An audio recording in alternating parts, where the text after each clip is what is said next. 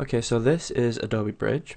Now this is actually the one from CS4, but most of the techniques and most of the things we're going to look at is stuff that would work with most versions of Adobe Bridge.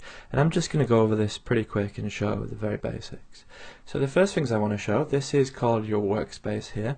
And if we go up to Window and Workspace, you can actually see this reset workspace here. So anything that we do that's wrong, you make a mess of something or you lose something, you don't know where it's gone, you can come up here and click reset workspace.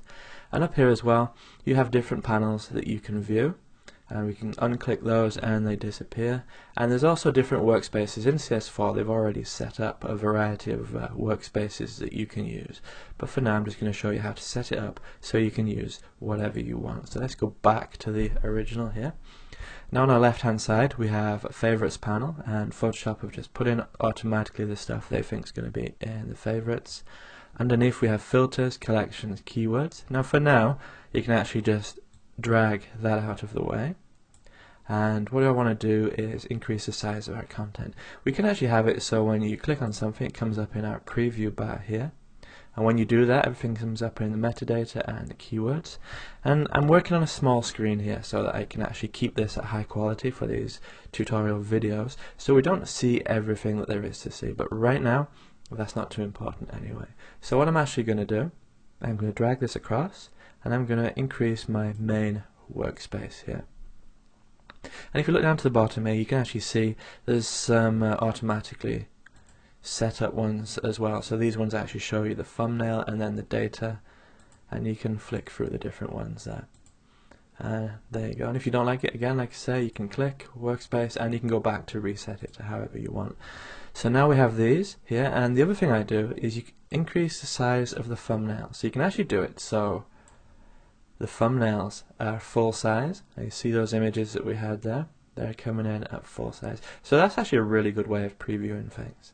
You can actually look at them at full size there.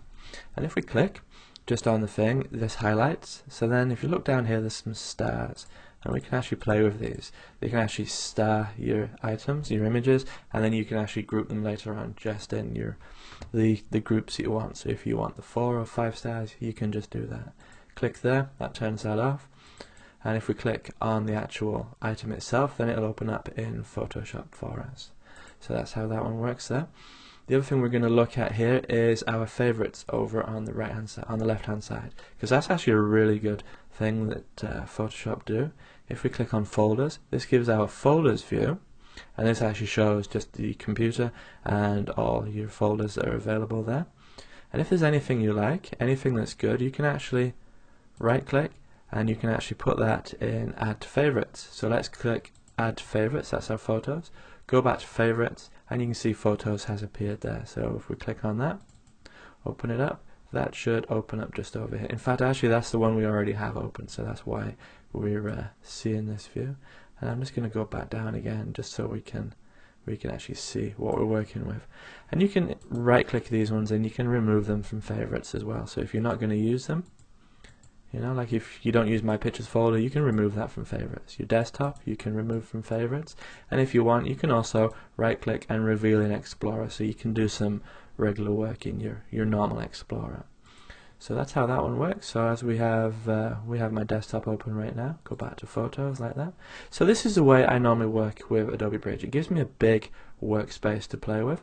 Once I've done that, what I do is I go to Window, I go to Workspace, and I'm going to click on New Workspace. And for our intents and purposes here, let's just call this one Small Workspace. I hope if I could spell it correctly, there we go, and then we're going to click Save. Now just to show what happens here, if we go to Window, Workspace again, you'll see that we now have Small Workspace, and it's ticked to show that we're actually using that one. You know, so we can actually reset our workspace, go back to the original way it was just before, and then once I've done that I can just go up and go Window, Workspace, and click on my Small Workspace again, and that takes me back to exactly as I had it. So if you shut this down, Photoshop somehow resets it back to normal, you can always find it again.